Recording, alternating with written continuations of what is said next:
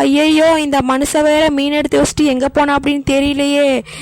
இப்போ எப்படி சுத்தம் பண்ணுறது?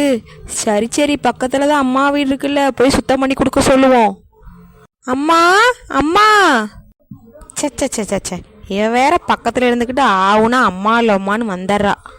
உங்கள் அம்மா கடவரையும் போயிருக்காங்க. சரி சரி அண்ணி, இந்த மீனை மட்டும் கழுவி தரீங்களா? என்னாலாம் கழுவ முடியாது அண்ணி, வீட்டில் ஏகப்பட்ட வேலை இருக்குது. காலங்காத்தால இங்கே என்னடி சத்தம்? அம்மா இங்கே பாருங்கம்மா, அந்த மீனை தான் கழுவி தர சொன்னேன், அண்ணி அதுக்கு சத்தம் போகிறாங்கம்மா.